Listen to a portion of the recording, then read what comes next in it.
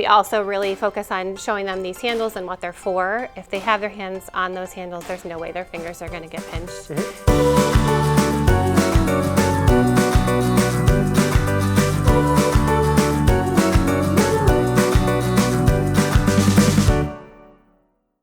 Hello everybody and welcome back to the Flaghouse Sensory Channel. I'm your host Chris, and this week I'm here with Lauren Drobnjak from the Inspired Treehouse, and we're looking at one of your favorite tools, which are the scooters.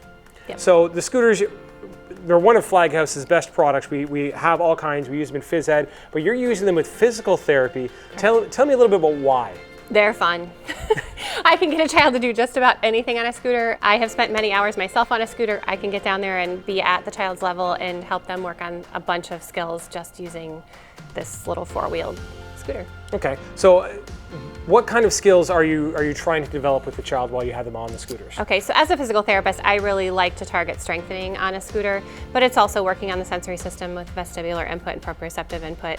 But strengthening especially, I like to put a child on a scooter in lots of different ways. We like to sit on the scooters and have them propel with their feet. I like to use it as part of an obstacle course in that way, or as a, hey, following multiple step directives, like why don't we go retrieve the little turtle and let's bring it back to the bucket. So they think they're just on this little car going to and from, and I'm working actually their core strength and their leg strength by having them propel on the scooter with their legs.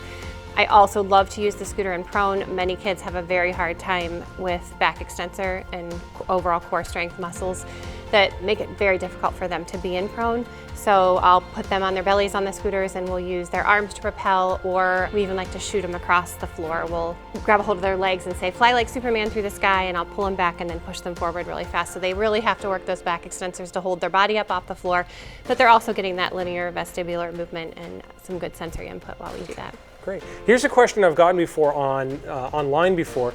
What are some important safety things when working with scooters? Because there is a lot of stigma about kids pinching fingers and running into walls or into other kids. Right. What are some rules that you have to make sure everyone stays safe while they're on the scooters? Okay, so we have a set of rules that we like to say. First of all, absolutely no way are you ever to stand on a scooter. And that's probably the hardest thing, especially with our younger kids. The first thing they want to do is put their foot on top. We also really focus on showing them these handles and what they're for. If they have their hands on those handles, there's no way their fingers are going to get pinched.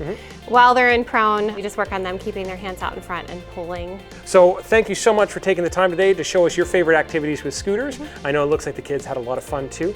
And there is a blog post on the Inspired Treehouse on this topic, so if you want to check that out with all the ideas that Lauren has, it's down in the description to this video, so you can check that out. And if you want, while you're there, make sure you click the subscribe button to the Flaghouse Sensory Channel. We have new episodes every single week with great experts and activity ideas like these ones. So thank you for watching, and we'll see you next time.